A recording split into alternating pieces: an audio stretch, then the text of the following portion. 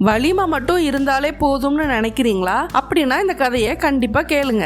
அது ஒரு வறண்ட கோடை காலம். காட்டுல உள்ள எந்த விலங்குக்கும் நீர் உணவுலாம் இல்லாம கஷ்டப்பட்டாங்க. கரடி, நரி, குள்ள நரி இந்த மூணும் சிங்கத்து கூட வேட்டைக்கு போலான்னு யோசிச்சு இந்த யோசனைய சிங்கத்துக்கிட்ட சொல்லும் போது சிங்கமும் ஒத்துக்கிட்டு இந்த 4 மிருகமும் வேட்டைக்கு போகும்போது ஒரு எருமை தனியா இருப்பதை பார்த்துச்சு. அதை கொல்லணும்னு நினைச்சு நரியும் குள்ள நரியும் முதல்ல எருமைய துரத்துச்சு. கரடி போய் வலிய மறிச்சிச்சு. சிங்கம் அதை கொன்னுட்டு நரி எருமைய பங்கு போட்டுச்சு.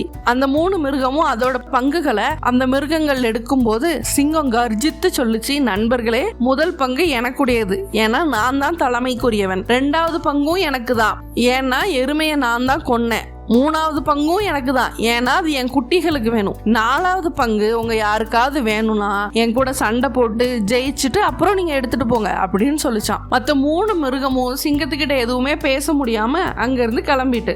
இதுல இருந்து நம்ம உணர வேண்டியது, வலிமையானவர்களுடன் இருப்பது நமக்கு சிறந்த பலனை தராது. நியாயம் இல்லாத இடத்துல நம்ம உழைப்பின் பலன் நமக்கு கிடைக்காது. அதனால யாரோ ஒருவரின் வலிமையை நம்புவதற்கு பதிலா நம்மளோட திறமையும் நேர்மையும் நம்பி முன்னேறினால் நமக்கு கண்டிப்பா வெற்றி கிடைக்கும்.